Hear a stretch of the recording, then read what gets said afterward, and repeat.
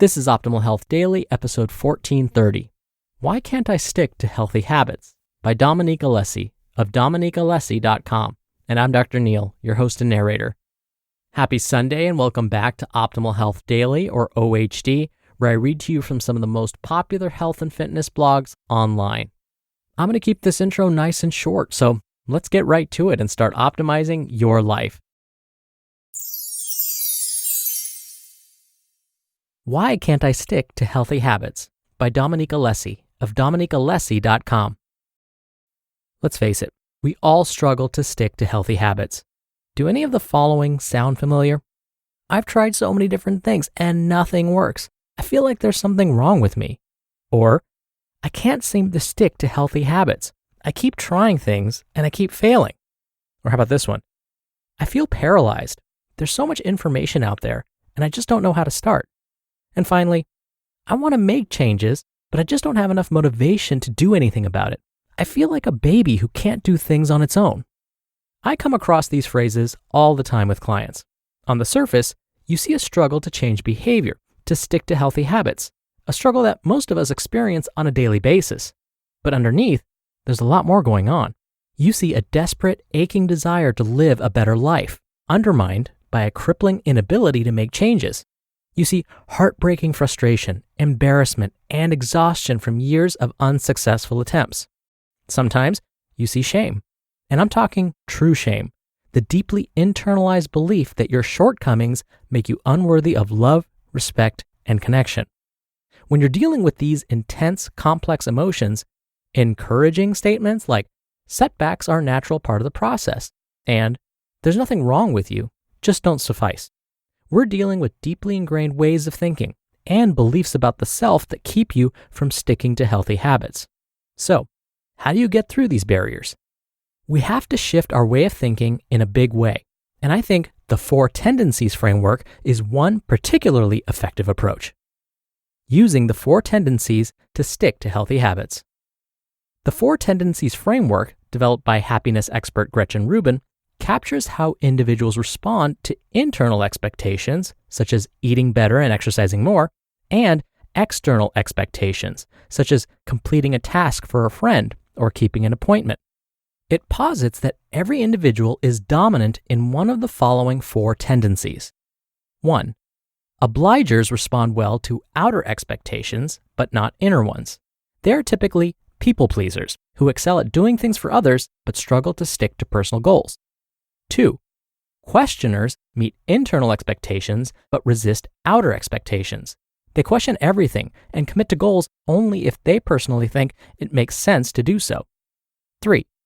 Upholders meet both outer and inner expectations. They tend to be disciplined and routine-driven. And 4. Rebels resist all expectations. They don't respond well to rules and structures, instead preferring spontaneity and going against the grain. There are, of course, nuances to how these tendencies play out in the real world, but the key takeaway is that effective behavior change isn't just about working harder. It's about understanding our natural tendencies and crafting systems that honor and leverage those tendencies so we can stick to healthy habits. Let's see how this works in practice. The obliger. As an obliger, you're quick to prioritize the needs of others over your own. You would readily skip a workout session to meet with or help someone else. And the idea of blocking out meal prep time on the weekend has little if any appeal to you. You might actually enjoy making meals for other people, but when it's just for you, anything that takes more than 5 minutes is just not going to happen. Social situations can make things even more challenging. If everyone is eating cake, of course, you will too. Potential strategies. 1. Connect with a motivation outside yourself. Examples. I want to eat better to have more energy to play with my kids or dog or whatever. Or, I want to exercise more so I'm not as stressed out around my partner. Or even, I want to eat plant-based to reduce harm to animals and help the environment. 2. Create external accountability. Hire a coach or a trainer. Find an accountability partner or support group. For example, hold weekly healthy cooking dates with a friend. Or find a gym buddy. Or join a weight loss group. 3. Regularly share your goals and your progress with someone else. Ideally, someone you look up to like a boss or mentor. And 4. Seek out social activities and groups of people that are supportive of your desires for change. For example, hang out with other people who also want to eat better. The questioner.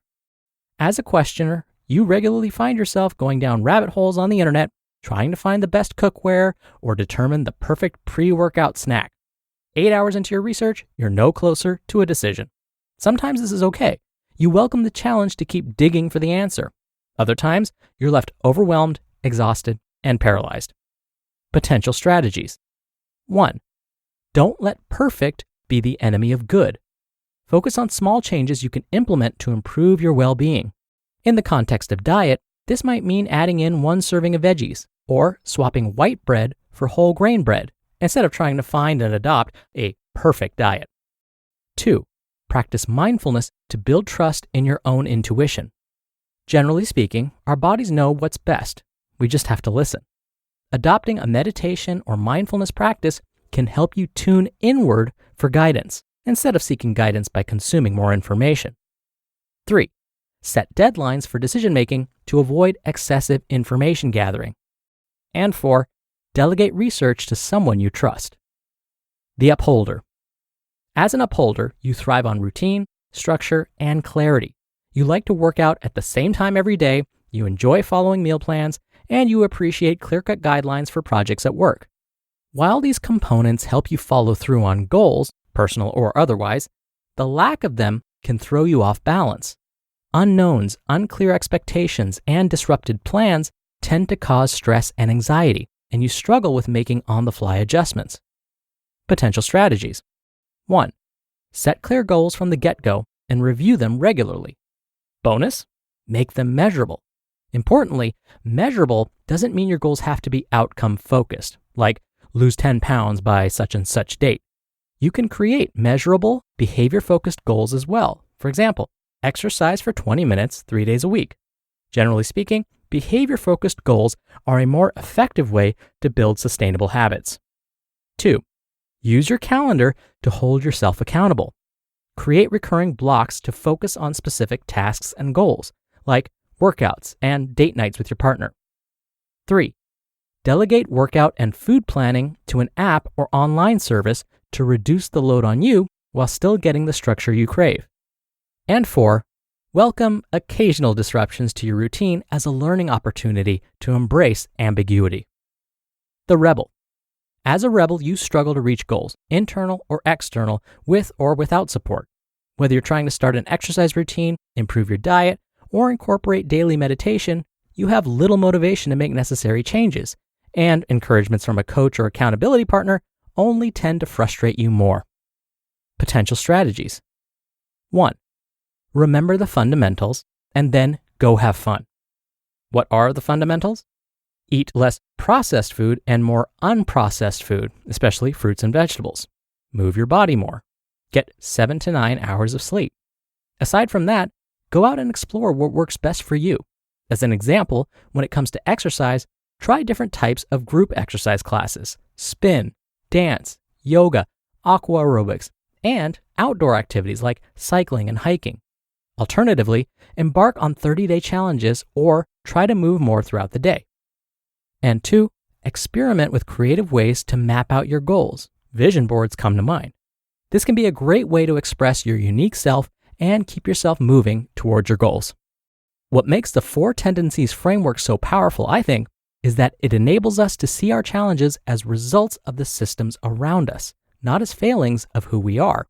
In other words, it shifts the thinking from, why can't I stick to healthy habits? I need to stop being lazy and get my together. 2, I need systems that will support my natural wiring. Not only does this shift enable us to determine effective strategies for behavioral change, but it allows us to start dismantling the shame and self-loathing that are so destructive to our growth and well-being. You just listened to the post titled, "Why Can't I Stick to Healthy Habits?" by Dominique Alessi of dominiquealessi.com. Now, one thing I don't really talk about all that often. My niece comes from a family of doctors, and she's had really bad allergies since she was a baby. Something she's doing now is immunotherapy, and we've seen it work. It's really promising. So if you have trouble with allergies that's affecting your sleep or fitness or any aspect of your life, check out Curex, a long-term solution for your allergies. Curex is a telehealth platform that offers allergy immunotherapy, which treats the source of your allergies, not just the symptoms, by building up the body's immune response to an allergen.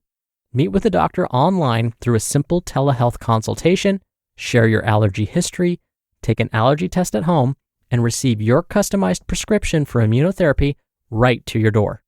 50% of Americans suffer from seasonal allergies, and over-the-counter medications aren't a long-term solution and can mess with your microbiome. Try Curex. Find out if you're a fit for immunotherapy at getcurex.com/OHD and get $75 off your first order with the code OHD. That's getcurex.com/OHD. Promo code OHD. Dr. Neil here for my commentary. Dominique referenced author Gretchen Rubin in this post, and I've actually had the pleasure of reading one of Gretchen Rubin's books, The Happiness Project, which I highly recommend, by the way. Now, here's the deal. The reason knowing which of the 4 tendencies best describe you is that it makes us more self-aware. It forces us to think about our self-imposed barriers. Once we've identified those, we can then do something about it. And just as Dominique mentioned, in reality, we may express all 4 of these tendencies, which one may depend on the situation. We all have habits. Some are good, others maybe not so good. Either way, the only way these habits developed is because at some point, you were open to these new behaviors. Any habit that you have, good or bad, you were open to changing your habits. But depending on the new behavior you're trying to implement now, you may find that you begin to slide into one of these 4 tendencies Dominique discussed.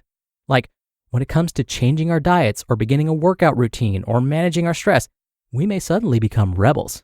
But when it comes to binging Netflix or participating in our daily Candy Crush marathon, somehow we are upholders. So as Dominique so eloquently mentioned, we have the ability to change our habits. And it's not about you being lazy. You've changed your habits many times before, so you are capable of doing it. We just may need to change the way we approach the new habit. You may need to examine the ways in which you formed new habits in the past. Can we then use those same techniques and systems, as Dominique said, to help us along? Absolutely. But first, know thyself and the mental barriers that may be holding you back. All right, that'll do it for today. I hope you have a wonderful start to your week. Hope you're staying safe and well, and I'll see you back here tomorrow where your optimal life awaits.